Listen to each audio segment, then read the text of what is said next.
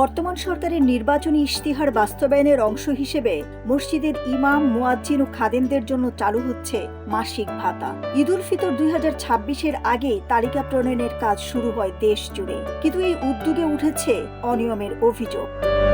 কুড়িগ্রামের ফুলবাড়ী উপজেলায় একটি মসজিদের নাম ও অবস্থান পরিবর্তন করে ভাতার তালিকা অন্তর্ভুক্তির অভিযোগ উঠেছে।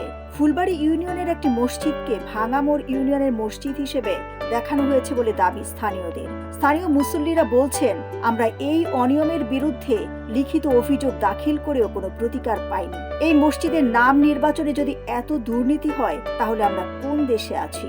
আমরা চাই দ্রুত তদন্তপূর্বক এই মসজিদটি অন্তর্ভুক্ত করা হোক। ইউনিয়ন ভিত্তিক আমাদের এটা ভাঙামোড় ইউনিয়ন, খড়িবাড়ি বাজার শাহী জামে মসজিদ। আমাদের ভাঙামোড় ইউনিয়নের নাম দেখায়া খড়িবাড়ি বাজার আরেকটা পুরাতন মসজিদ, সেখানে কাগজ সাবমিট করায় আমাদের এই খড়িবাড়ি বাজার শাহী জামে মসজিদটি উপেক্ষিত হয়েছে। বঞ্চিত মসজিদ কমিটির সাথে সংশ্লিষ্টরা বলেন, আমরা প্রকৃত তালিকাভুক্ত হতে পারিনি, অথচ অন্য নামে ভাতা তুলে নেওয়া হচ্ছে। এ বিষয়ে উপজেলা নির্বাহী কর্মকর্তার কাছে অভিযোগ করা হলেও এখনো মেলেনি কোনো প্রতিকার। 17 বছর ধরে খড়িবাড়ি বাজার শাহী জামে মসজিদের মুয়াজ্জিন আবুল কাশেম ক্ষোভের সঙ্গে জানান, আমাদের বঞ্চিত করা হয়েছে, আমরা এর প্রতিকার চাই। আমি এই খড়িবাড়ি বাজার শাহী জামে মসজিদে 17 বছর থেকে মুয়াজ্জিনি করে আসতেছি।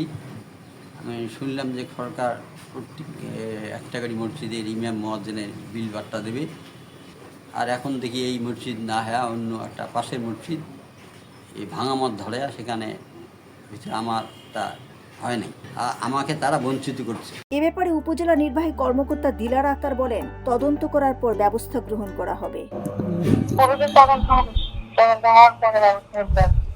এ ঘটনায় ক্ষোভে ফুঁসছে এলাকাবাসী। তারা দ্রুত তদন্ত ও ন্যায় বিচারের দাবি জানিয়েছেন। দিলরুবা খান, ন্যাশনাল ডেস্ক, সোনালী নিউজ।